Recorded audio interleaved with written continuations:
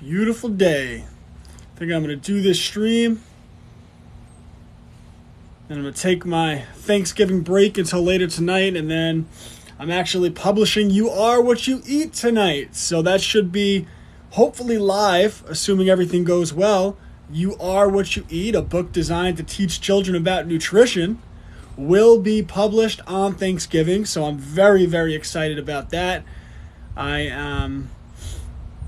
I'm probably more excited about the book I have coming out, You Are What You Eat, than anything else. Hey guys, thanks for being here. If you have any questions about anything I'm talking about today, about homeschooling, about your children, whatever it might be, feel more than free to ask them. I'm very interactive. And I don't know, there's just something exciting in the air today. Thanksgiving's one of my favorite times of year. You get to be with family and friends. Now, I moved across the country, right? So this is actually the first time in a very long time that I won't be with my mother, my father, my brother, my sisters on Thanksgiving. But I will be with my wife and my children and my in-laws and a bunch of the friends that I've made since I moved to the Carolinas. So I'm very excited about it, and it's what it's all about. What's your favorite meal for Thanksgiving? My favorite meal. You know, that is tough. That is tough to answer, but I think the key is the gravy, because I really like to get the turkey with the mashed potatoes and the stuffing. And then I kind of mix them all up and take bites together. Oh, and then you get some biscuits. There's like some garlic bread in there, and you dip it into the gravy. That's how you know I'm Italian. You know someone's Italian if they dip. Yeah, it's very hard to choose. It's really, I think Thanksgiving is my favorite holiday of the year. And later today, my wife, my boy, and I will be cooking. We're going to a friend's house who invited us over for Thanksgiving. So we'll be cooking and bringing stuff there. And that will be a great experience for my boy. That'll be a great experience for my boy. But with Thanksgiving comes an opportunity to talk about how we teach our children about American history and about the good, the bad, and the ugly. Because unfortunately, these narratives usually break down along political lines. And what you'll find is that you'll have people that have a left-wing type of worldview, which bring a certain narrative, a certain perspective. And then you'll have people that come from a right-wing worldview, which bring a certain narrative and a certain perspective. And then you have the middle ground, which, because you'll find truth in both arguments, and the way people are controlled is through narratives, right? The news media controls the public. It divides people left, right, white, black, by using narratives almost as if there are groups of people who are watching different movies, right, when they see events play out. Like the Rittenhouse situation. I was watching someone break down coverage that ESPN did. And ESPN was talking about Kyle Rittenhouse and what had occurred. And as they were reporting on it, they said, Kyle Rittenhouse shot and killed 2 men, right? And they didn't bring up the ethnicity of the men being white men. So then 2 minutes later in the next segment, and they say, yes, he was found innocent by a jury of white men, right? Well, it's very manipulative, because so it wasn't relevant to bring up that the people he shot were white and not black, but it was relevant to bring up that the color of the jury, right? So they were trying to make it a racial issue, and they were trying to get the listener or the watcher, the observer, to subliminally accept that, oh, Rittenhouse must have killed black people, right? Which didn't happen. So it's very manipulative. It's very tricky. And this is the type of thing where the news media is very crafty, the institutions, at getting people to watch the same movie, but feel like, they're basically watching 2 different movies. And that's how you get that left-right to butt heads. So now, let's apply that to what our children are taught in the schooling system, and then the proper way in which children should be taught history. So when children go to public school, by the way, if you have any questions about what I'm talking about, anything specific to your child's homeschool, your child's education, or anything in general, please feel free to ask. I'm here and I'm more than happy to interact. So children go to public school, and to start, they're taught about the Pilgrims and the Indians, and that's a great story, right? And it's a great part of American history where there were these settlers and they needed food, but they hadn't mastered the land and how to live in this environment. And the natives who were already here, which is an important distinction, were graceful enough and willing enough to show them, to feed them and show them how to grow corn and really everything good about humanity, and we have a lot to be thankful for that. But as the public school system goes on and it teaches children about the relationship between the Indians or the Native Americans or whatever we want to call them and the settlers or the conquerors, right? It all depends on your perspective, right?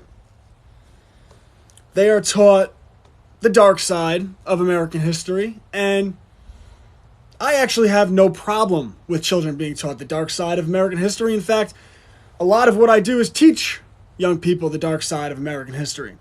Hello, love what you do. I was homeschooled, and I homeschool my kids. Got a couple of your books too.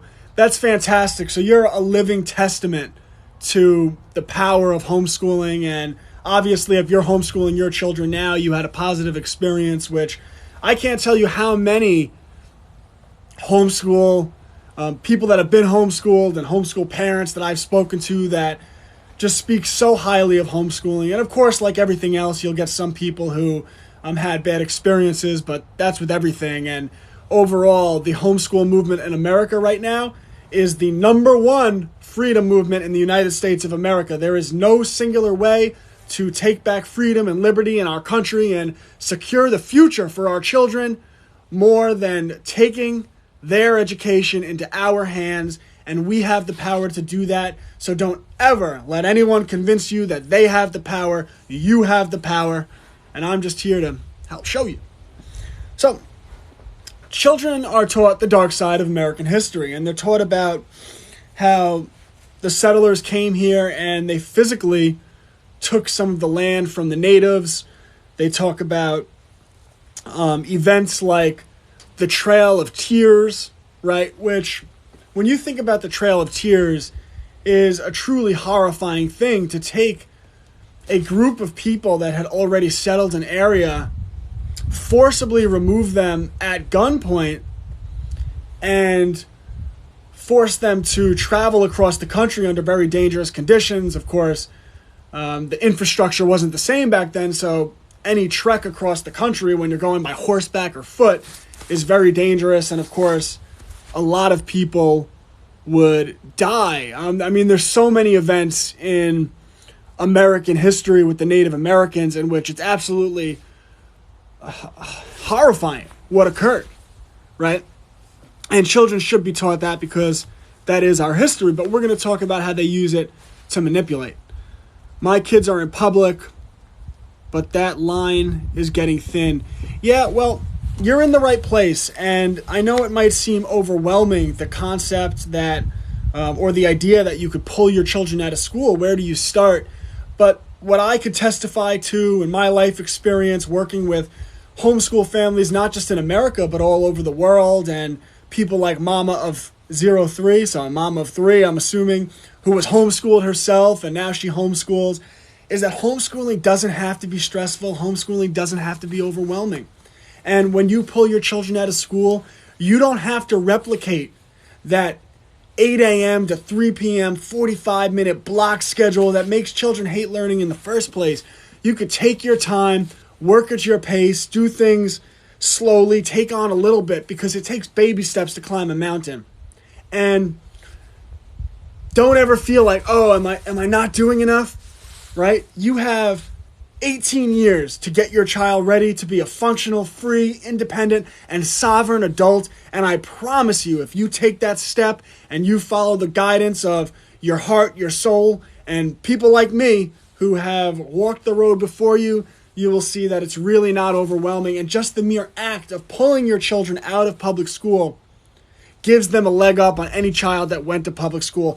And this is actually a good talk for why that is. So children go to public school and they're rightfully taught these narratives. They're taught the Trail of Tears, all of these massacres that took place throughout American history, Native Americans being killed, being forcibly removed from their homes at gunpoint. And it is a very important distinction to point out that they were here first. In fact, even the narrative of how America was settled was political in its nature, which is why it's changing, right? Like, when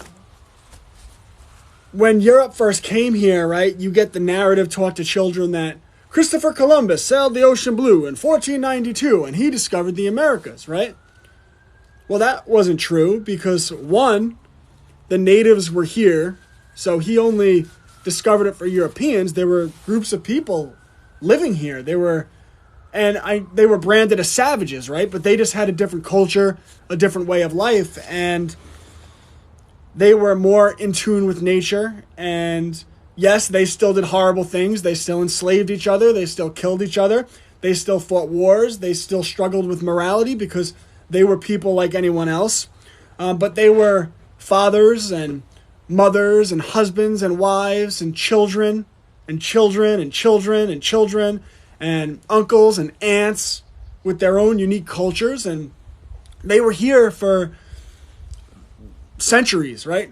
Maybe thousands of years, right? So it's a very important distinction to point out. But the way the political narratives were at the time, it was Christopher Columbus sailed the ocean blue and he came here and he found these savages, and good thing we gave these savages our way of life. Kind of reminds you of what we do in the Middle East, right? They hate us for our freedom. They hate you for your democracy. They need some democracy. Let's go give them democracy with some bombs, right? Well, they've been doing this for a long time. So, and then even in spite of that, right, when children were taught Christopher Columbus sailed the ocean blue in 1492, well, it's well-documented history that the Vikings were here centuries before Christopher Columbus, right? So the Vikings were here. Other Europeans were here, right? I even question the narrative that the monarchs in Europe didn't know about this part of the world, right? Because Europeans had been here, right? And I even question the narratives to the point in which, you know, we were given the narrative that all the slaves came from Africa. I would think a much larger, why would you get your slaves from Africa when you can get them from where you are and you don't have to boat them across an ocean? So I question a lot of these narratives that were given that are strategic. I think the black man may have been here already, but these are all politically driven narratives. And at the time, you know, 100 years ago, they were taught this way because it served the politics of the time.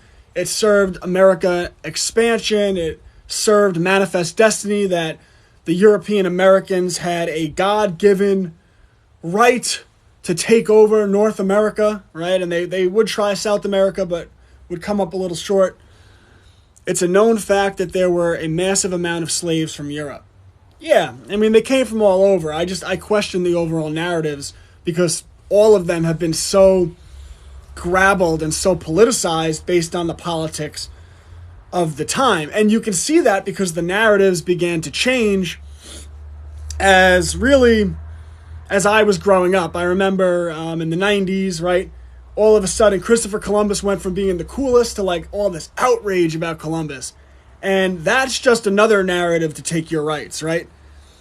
So, all of a sudden, based on the politics of the day, not the morality, the politics, Columbus became the bad guy, right?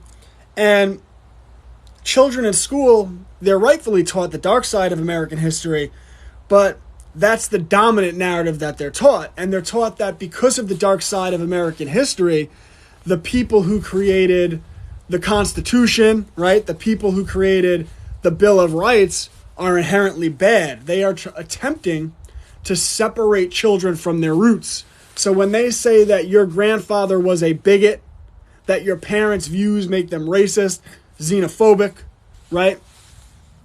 When they push these narratives, they're all designed to separate children from their roots, to separate children from the documents created by the Founding Fathers, because the Constitution, and specifically the Bill of Rights, is one of the most powerful documents in the history of the world, and they are doing everything to subvert that. The Rittenhouse situation was designed to subvert that, right?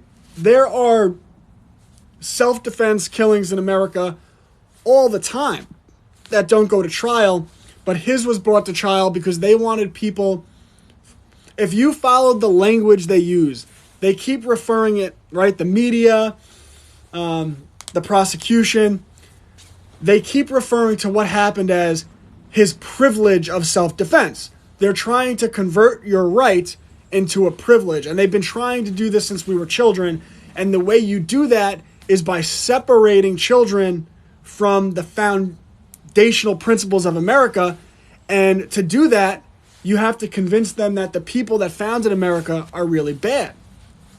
But, and I'm going to go back and read your comments, but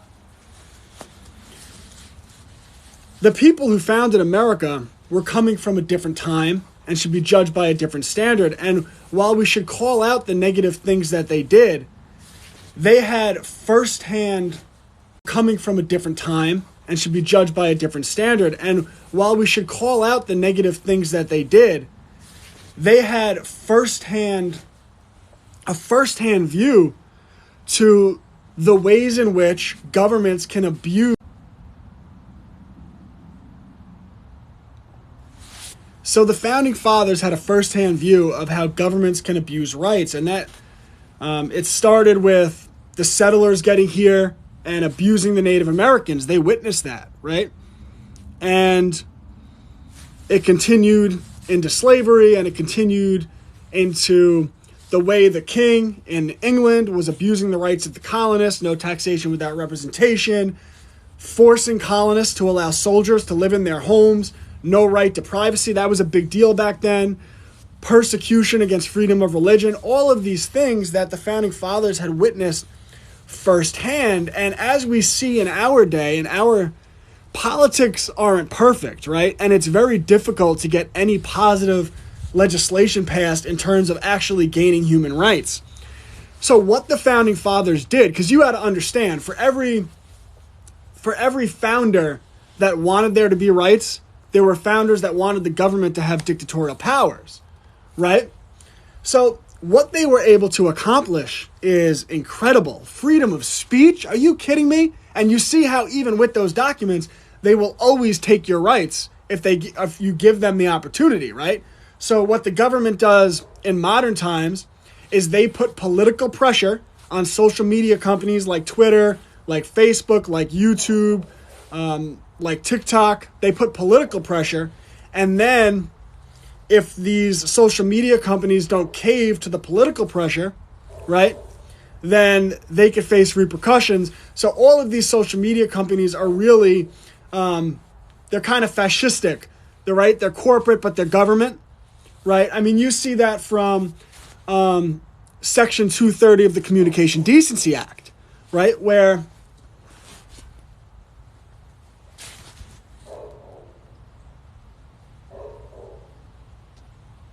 Section 230 of the Communication Decency Act. So for those of you not aware, if you go onto Facebook, if you go onto Twitter, and you libel someone, Twitter and Facebook can't be sued for that. They're immune from being sued for that because of Section 230 of the Communication Decency Act, right? They're said to be, they're not editors. That's what the Communication Decency Act says. They're not newspaper editors. They can't libel you. They're just a platform, right? So these Twitter and Facebook are given artificial immunity outside of the Constitution, artificial immunity from liability, right? They get artificial protection from the government, and then they do the censorship for the government because they are acting as editors, right? The whole purpose of Section 230 was that they're not editors. They're just a platform. You go on their platform, you say whatever you want, and they're not responsible. And then what do? They get that immunity, and the government has them act as the editors, right? So governments will always try to take your rights, but the founding fathers thought they had the foresight to at least, we need to encode this, we need to put it down in writing. And Thomas Jefferson, and again, oh my God, he was a slave owner, I know. But he saw the heart, he saw what governments were capable of, and he understood that a document, I mean, think of this as a concept. They don't have this all over the world. A document called a Bill of Rights, right? Where the document states that the government can't stop you from speaking freely. That's a radical idea. You criticize the government, you get hung. That's how history was, right? To freely practice religion, even if the government declares a state religion. Now, in modern times, they subvert that, right? They say, oh, no, that's not freedom to practice religion. That's freedom from religion. We need to remove religion from everything, right? Everything they try to do in the modern world, they try to subvert, right? The right to protest, the right to assemble. Oh, it's a state of emergency. It's a state of emergency. Oh, people are getting sick. You don't have the right to protest anymore. And the only reason people didn't is because they listened. I didn't listen. I was practicing my civil disobedience left and right. I was shutting down voting centers. Ooh, I was having respectable arguments with my doctor, and I wasn't putting on my covering. Got my physical without it. They will always try to take your rights. NSA, Edward Snowden, the way they spy on us, they will always take your rights. So the narratives, I'm going to read your comments, then I'll get back to the narratives.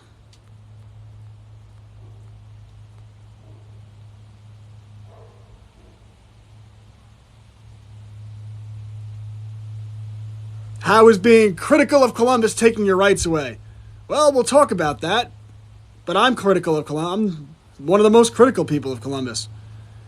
People are taught to think in binaries where if you think this, then you think that, right? It's left or right. Are you Republican or Democrat? Well, the system is controlled by puppet strings. And if you're Republican or Democrat, you're just doing exactly what the system wants you to do. You got to think outside this box. I feel people forget to consider the culture and society as people. Right. Absolutely. So that's a great point, because the politics of today, do you think they serve the people? Well, I'll get back to that.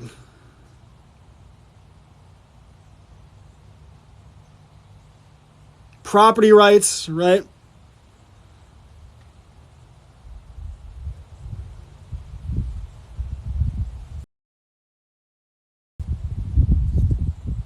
This app never tells me you're live anymore. Yeah, my shadow disappearing has been pretty substantial, unfortunately. But that's the way the cookie crumbles. Right? So children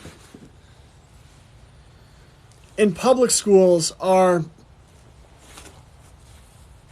it's drilled into them that our entire history is defined by the Native Americans and our entire history is defined by slavery, and they use that to discredit the people that created very powerful documents, the Bill of Rights. And to understand how difficult that was, right?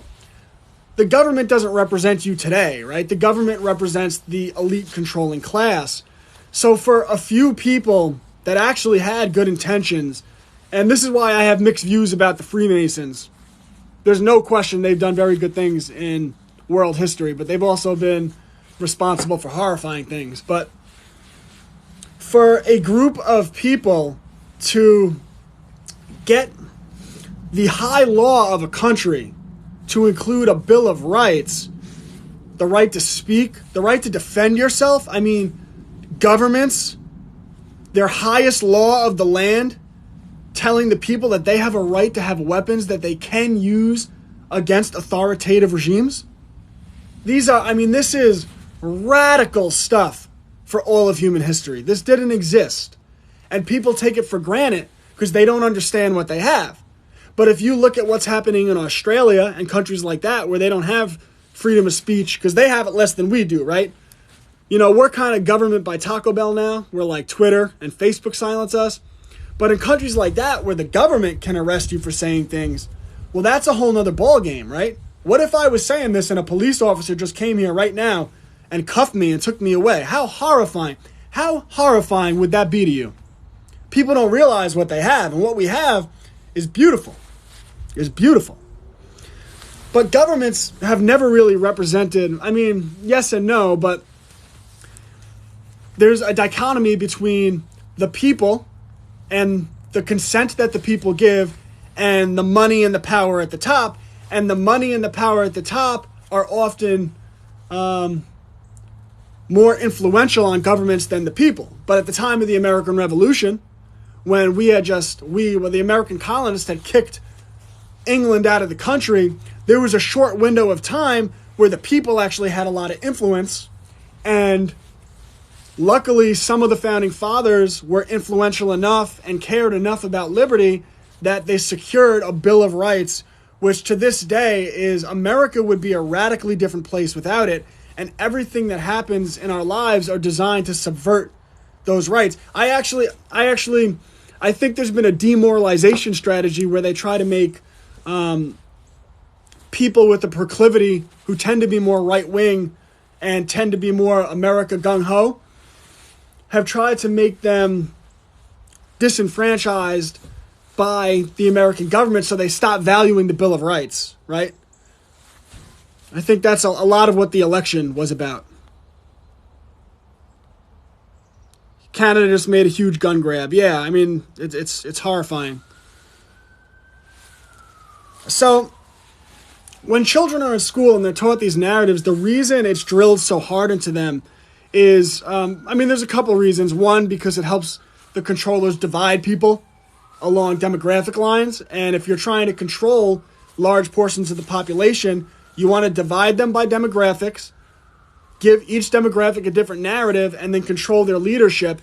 And then you could predict how they're going to react. So when there's events like George Floyd, you could predict how one side of the country, how another side of the country will react, and then kind of ignore all the people who see through the nonsense, which is a surprisingly large amount of people, right?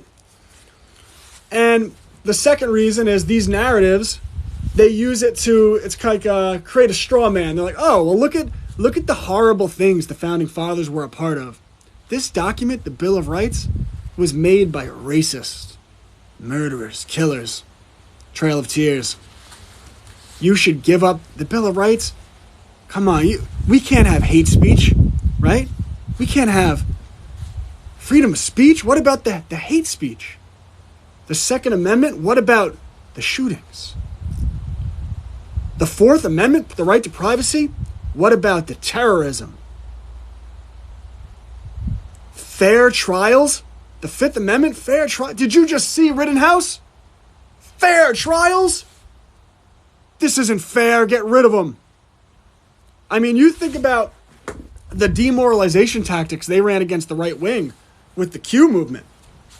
I saw right-wing America calling for the arrest of American citizens and military tribunals on American citizens. They got the right wing of America to enthusiastically cheer on the removal of American due process. These are sophisticated psychological operations, and they start with the public schooling system.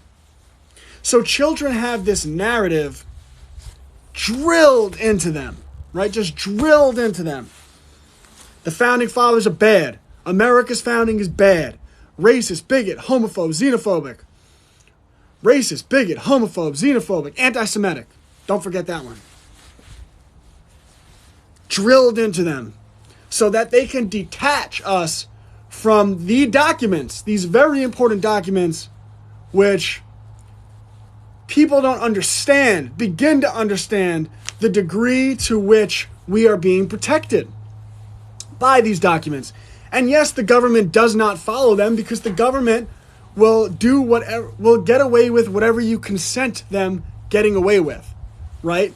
And right now we have a whole generation of people came through the public school system who some of them are okay with the government taking away our rights on the left and right.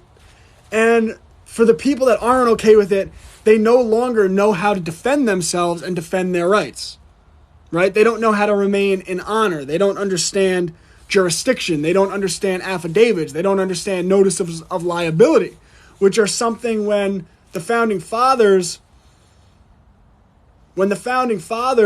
came up with these documents, they understood these concepts, but they have been drilled out of us to the point in which people don't know how to defend themselves. In fact, do you know if you hire a lawyer in a court of law, ready for this? You are legally, by the courts, considered an imbecile. If you hire a lawyer, you are legally considered an imbecile. Oh, that can't be true. How is that true? That is true because it is said that a man who is not capable of representing himself must be an imbecile. These are legal designations. You admit it when you hire a representation. I'm an imbecile. I'm not capable of defending myself yet. At least for now. I've gotten a lot better at speaking with authority, how to speak with police officers. Every child should be taught how to speak with police officers. One of the craziest things you see there are demographics of the population who, rightfully or wrongfully so, have a very turbulent relationship with police officers, yet there is not an aggressive movement amongst those people and amongst the United States of America to educate the youth on how to properly interact with authority, right? You'll hear people like Barack Obama, the divider-in-chief of rhetoric, Trayvon Martin, could have been my son. And I don't know why young people who look like me have to grow up in a country in which they fear for their life every time they leave their house because they might get stopped by a police officer. Talk about powerful rhetoric. But what I didn't see Obama doing is starting a program designed to teach young children how to interact with a police officer, that right or wrong, if you resist that police officer physically, you are putting yourself at a disadvantage. And you are setting yourself up to have a losing hand legally. So what I would say is that if you're uncomfortable with an interaction with a police officer, the first thing you do is you start recording. He pulls you over. The second thing you do is you put your hands on the steering wheel. You shut off the car. Put your hands on the steering wheel, right? There's no like, the police officer's worried I'm going to shoot him. No, because my hands are on the steering wheel. My car is off and I'm looking at him, right? And my hands will not come off that wheel. The only time they'll come off is if they ask me for identification and I choose to surrender it, which you don't have to do legally. I'm not a lawyer. This is not legal advice, but under certain circumstances, it would be in your benefit to ask if he has probable cause to see your identification, or if you're being detained, or if you have committed any crimes, right? And then don't argue with him when he says, no, you haven't, right? If you start arguing with the police officer, now you're testifying, right? So what you should do is ask questions. Hands on the steering wheel. Do you know why I pulled you over? Hi, officer. How can I help you? Do you know why I pulled you over? Can I help you? Right? You don't answer their questions. You could even say, I don't answer questions. Or you could respond, do you know why I pulled you over? Why have you stopped me, officer? Do you know why? I'm asking you, why have you stopped me? Oh, you're a smart ass, blah, blah, blah. I'm just asking you why you pulled me over, sir. I couldn't speak for why you pulled me over. So then he keeps going. Have I committed any crimes? I don't know. Can I search your car? Well, do you have probable cause? Have I committed any crimes? Keep your hands on the wheel. You're recording, and if that police officer escalates and they wind up doing anything without probable cause, well, okay, you had a bad day, but you'll have a legal ground to get everything thrown out, and if you really know how to defend yourself, you'll actually be able to to make a legal claim against both the government, the police department, as well as potentially a personal claim against that police officer, right? But that's not what young people are taught. And so what you see is these films of people arguing with police officers. Don't ever argue with a police officer. What are you doing? Not because I'm being oppressed, you're telling me I don't have the right to argue. No, I'm telling you you're an idiot if you argue, because it's like a game of chess, right? And you're giving up your position and you're losing. And the police officer knows that. He's trying to get you to argue. Right? But they don't teach this stuff. I have my concealed. What a legend. So I always have my hands on the wheel and I don't touch the window until I ask. Yeah, Marine Princess will lay you out. The regulars in here are some serious people. I love it. Love it. We should all have our concealed. But that's not what children are taught in schools. And when they're taught the narrative about the Native Americans, they're taught to hate the founding fathers. They're taught they're being separated from their roots so that they could be divided, conquered, and they can get the population to eventually agree to give up the First Amendment, to give up the Second Amendment, to give up the Third Amendment, believe it or not, to give up the Fourth Amendment, which we've pretty much, society at large has given up, but individuals do know how to protect their Fourth Amendment rights, give up their Fifth Amendment, right?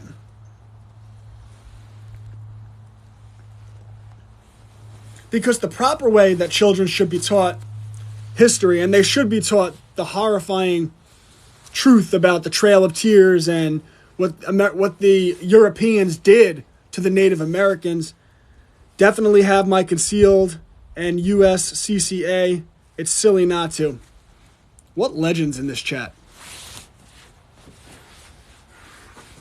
So, children should be taught these narratives, but they should read the primary writings of people who were involved in these events. They should read the primary writings of the Europeans committing the atrocities, the orders coming from the government, and they should read the primary writings of people who were sympathetic to what was happening to the Native Americans, and possibly even the Native Americans themselves if it was written down or translated in any way.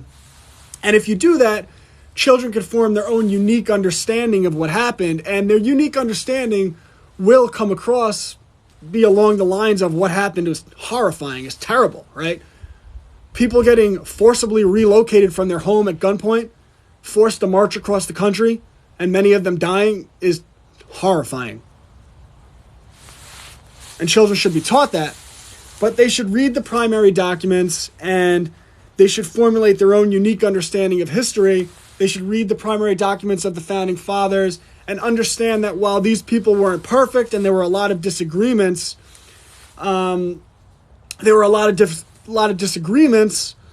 ultimately they were able to secure documents that gave people rights and a legal standing. Whereas if the Native Americans had these documents and had these rights at the time, and knew how to defend them, right, they would have been much better off and had a much better leg to stand on. So it's a very powerful thing. Do you have a list of good reads? I do, and I'm not trying to put you behind a paywall, but I don't have it in front of me. But Homeschools Connected, promotion code together for $10 a month. I have my list of historical books I recommend, and that list is always growing. But in general, you just want your children to read the primary writings of people involved in events. So if you're studying the founding of America, you could have them read the autobiography of Ben Franklin, right? Off the top of my head, I'm not sure which books I would recommend for like the Trail of Tears and stuff like that, but quick Google search, just look for primary writings for people involved in the Trail of Tears, and you'll find any topic you study, you'll find just a consortium of primary documents, people that have put like the correspondence and letters of people involved in these events into individual books. So yeah, just really powerful stuff you'll find along those lines.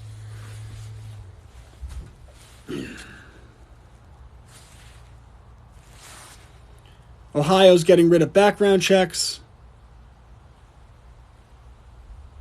Concealed carry is our right that has been infringed. Absolutely. No doubt about it. So, children should formulate their own unique understanding of what happened in these events. And one of the understandings they'll come to, if you don't bombard them with the narratives, well, two understandings. One is that what was done to the Native Americans is horrifying. And two, documents like the Bill of Rights are designed to prevent that from happening, which is such an important thing for themselves and for future generations. So here's a third narrative that, right, if school was different, right, maybe this would be the narrative, right? Because we're taught that, what the Europeans did was so horrible. It was so horrible. And because of that, you don't have a claim to this land, and you should allow people from all over the world, just unchecked borders, people from refugees, they call them refugees, but they're really migrants from all over the world, to just flood America, right? Just flood America, right? Because your roots and your founding is so rotten. Look what you did to the natives. You don't have a claim over this land. You let these people come here. Well, a bit more of a free-thinking mind might say that history does repeat itself. And from studying what happened with the Native Americans and the Europeans, I saw a group of foreign people show up on a new land. And after being originally helped by the natives, they proceeded to enslave them, forcibly remove them from their land, kill them, execute them, horrible things, take away all of their God-given rights, demoralize their people, turn them into second-class citizens. You know what that tells me?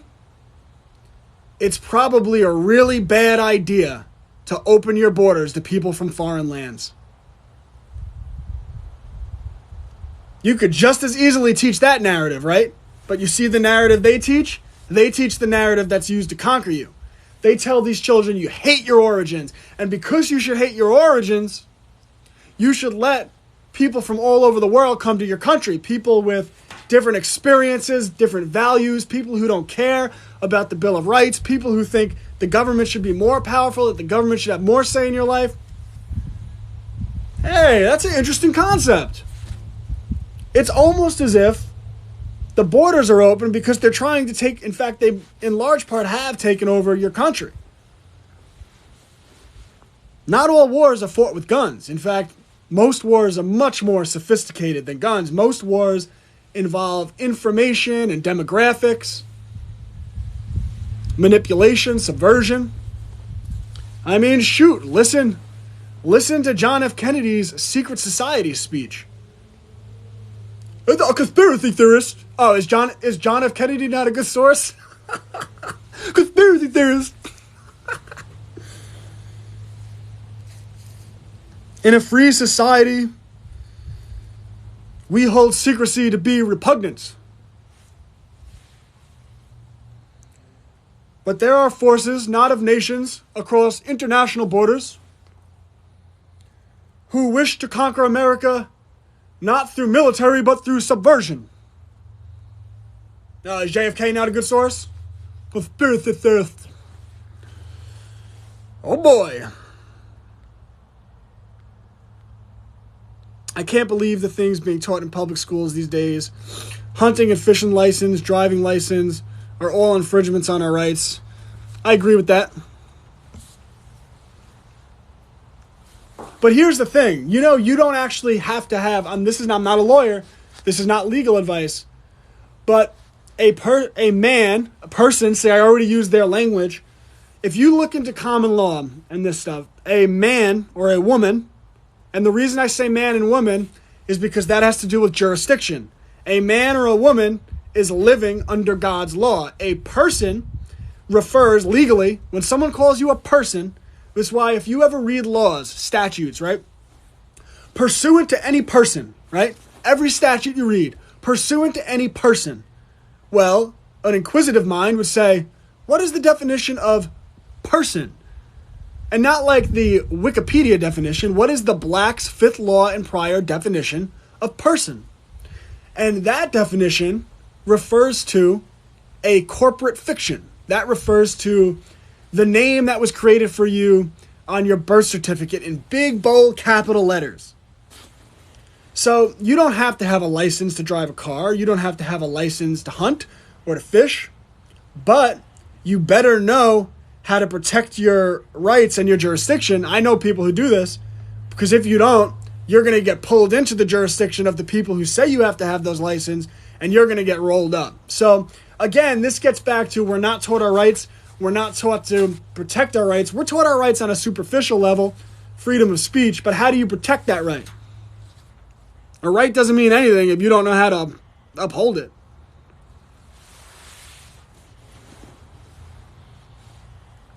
A right means nothing if you don't know how to defend it. So I could just as easily make the case with our history that American history is clear and evident proof that opening American borders to foreign people, especially in large numbers, millions and millions of people, is a terrible idea. Because I don't want to go the way of the Native American. I don't want to get rolled up. I don't want to have all my rights trampled on, taken away. I don't want to have my land taken at gunpoint, my property taken at gunpoint, which when they come here, when people come here and they vote for more government programs and taxation, what do you think that's not the government taking your stuff at gunpoint? Whoa, Nelly, the government always needs the consent of the people. So they manufacture it. It's called social engineering. Never waive any of your rights. Never waive your rights. The problem is people don't know, they don't understand what it means not to waive your rights. Like, just by showing up in a courtroom with an attorney, you have waived your rights. I know that's a very difficult concept because it's so foreign to what people hear. But listen to people like Crow 777 Radio and their legal series, and you will see that most people waive their rights and accept that they're under the jurisdiction of the corporation of the United States of America without even knowing it. You ever wonder why when a credit card company raises the interest rates on you, before they raise those interest rates, pay attention to this now. You'll notice it now. They send you 3 notices. They'll send you 3 things in the mail on separate dates, letting you know that on this date, they are going to hike your interest rates. Why do they send you 3? Because you and the credit card company had a legally binding agreement. However, after they send you formal documentation 3 times, if you don't respond with your own formal documentation, under the law, I'm not a lawyer, this is not legal advice, you have tacitly agreed to the new terms of your contract. You see? So that's why when the government sends you notices in the mail and you don't send back your own documentation, right? And the government knows this, barely anyone does, right? And you don't send back documentation, they take your rights because you agreed to it. I didn't agree to it. Yes, you did. They'll say, "Are you an imbecile?" Right? You can't represent yourself. We sent you notice 3 times. You didn't respond. You agreed to it.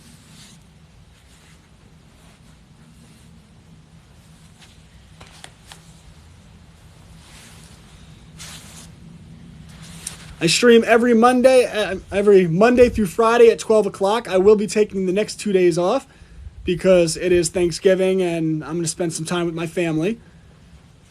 My private homeschool community is Homeschools Connected, promo code TOGETHER.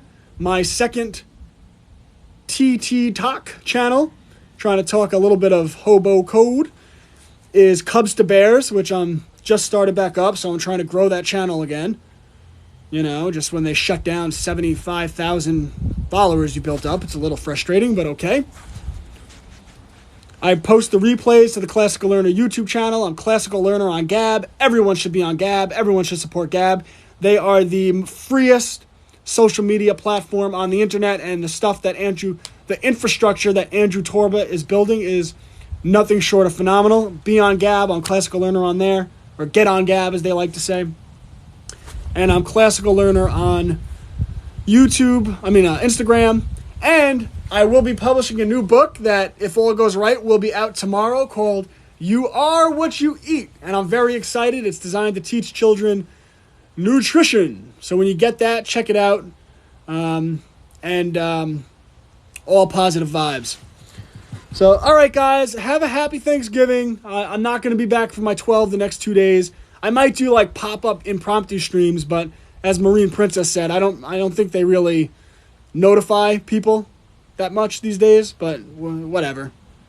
I support you and your family. I'm a homeschooling mother of 3. Well, God bless you, and God bless your family, and God bless all of you, and freedom isn't free, and I will be back Monday to earn it, 12 o'clock. Mrs. Classical Learner, God, I love you. More than she'll ever know. I am truly blessed.